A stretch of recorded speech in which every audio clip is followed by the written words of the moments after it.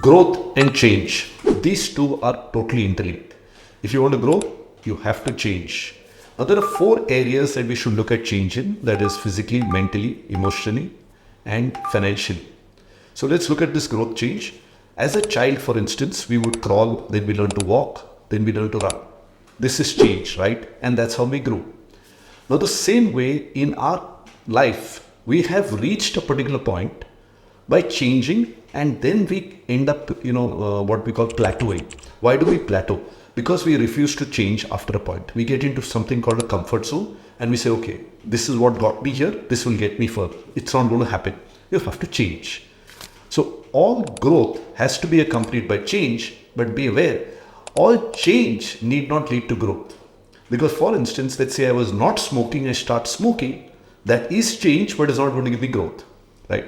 So we have to be aware of our habits. What are the habits that we have formed, which have giving us progress, and which are the habits that are restricting our progress, and then get into that zone of changing them. Now, any change that is positive will always be accompanied by pain, discomfort. There will be a certain amount of risk, because you're stepping out of your comfort zone, there is going to be risk. So we need to look at our lives and understand when we need to make a change. I'll give you an example. There was this company I was training for in Kolkata, and the staff were there for the last 15, 20 years.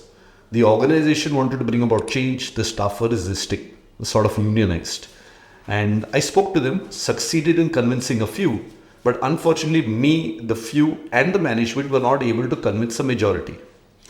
Anyway, when I came back to Bombay, a couple of years later, 2 years later, in fact, I met this gentleman called Biju, who happened to be with this organization that I tried to bring about the change with. And he was now in this new organization, and he said, sir, if I had listened to you and my management all those years back and changed, I'd probably be in a better place today. But anyway, now whatever's happened has happened. I'm in this organization. I'm very happy. I've already got a promotion and I'm heading for more. I've realized what you said, that we have to adapt to change. And another person that I recall is a person called Kishan. He joined us as a 10th standard pass. He was a janitor with us. We put him through a training program to learn how to be a proper janitor. We then got him to intern with an organization for 2 years as a housekeeping attendant. And then he came back to us and he was one of our star trainers.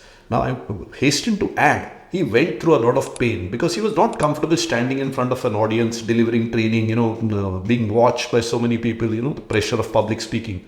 He became an ace trainer.